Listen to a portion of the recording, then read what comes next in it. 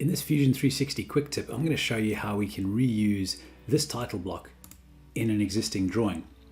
And I'm going to do this with the help of AutoCAD. So what we're going to do is I'm going to export a DWG file as a simplified DWG. I'm going to say OK. I'm going to save this one over an existing file that I've got on my desktop. Pop into AutoCAD and I'm going to open up the file we've just exported.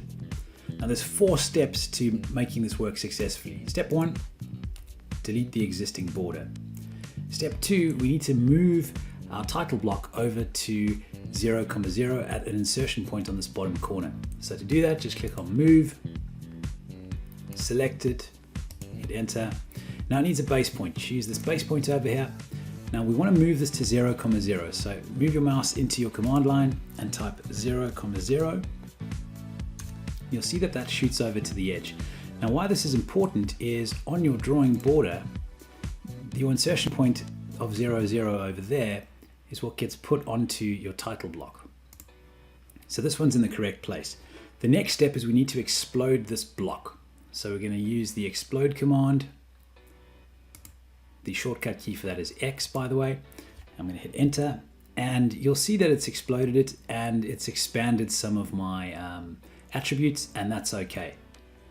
The last step, step number 4, we need to delete these sheets in the drawing. So we're going to right click on sheet 1, I'm going to hit delete, I'm going to say OK to the message, I'm going to right click on sheet 2, hit delete, say OK to the message. Now something that'll happen is layout 1 will pop up. That's fine, it's standard AutoCAD, nothing to worry about there, just hit save. Shoot back into Fusion, and we can now reuse that DWG file.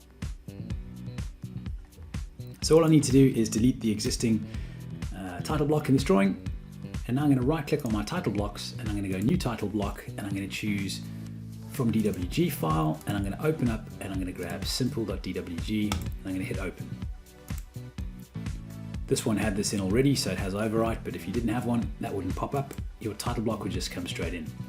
Now what's good about this is those attributes that look like they had moved have all been fixed. It's pulling through everything from Fusion, and it's even brought through my typo from the model.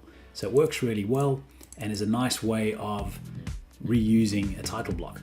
Now the good news with that is with that DWG file saved, you can reuse this workflow over and over again. I hope you find that useful.